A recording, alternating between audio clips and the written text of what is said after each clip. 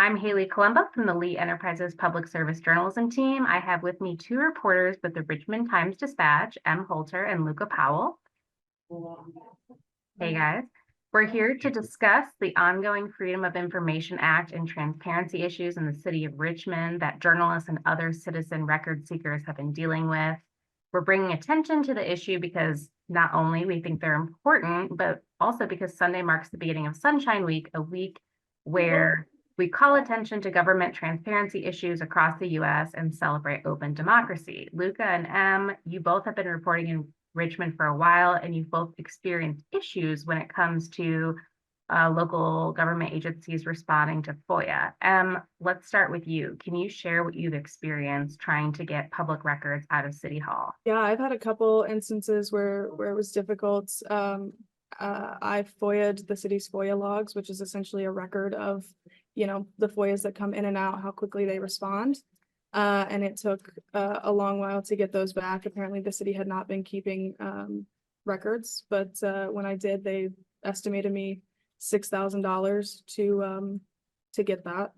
I also attempted to FOIA some things within the finance department that they cited was, they couldn't give, even though the law allows that you can get redacted records. So that was a fight. That one is still open. They still haven't filled that request. And we're looking at like a month out. So yeah, it's always a little difficult. Luca, what about you? What have you experienced with city agencies? Yeah, so I've had a few run-ins. It feels like it's always a challenge to get a record that I feel like should be free, or maybe even the law says should be free.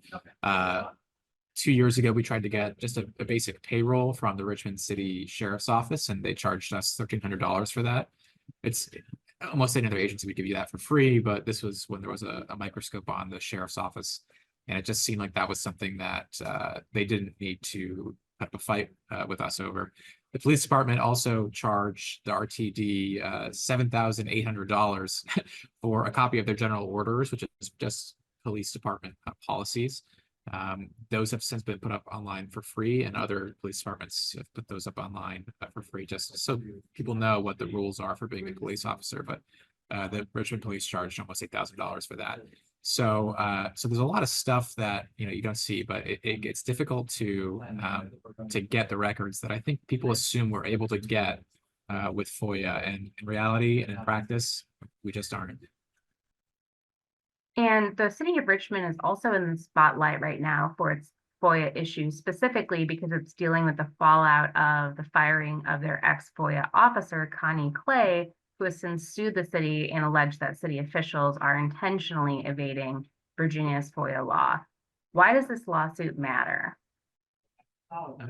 One, we often don't get to see behind the curtain, and you're having someone who was in City Hall who was responsible for getting these records together, and she wasn't able to do her job because of people in City Hall. So this kind of calls into question their practices, and kind of brings it to the public's attention in a way that I don't think people have seen before. All right, thanks for joining us. The Richmond Times-Dispatch will continue to provide coverage of this issue and continue to file FOIAs as well. Stay tuned, everyone, and happy Sunshine Week!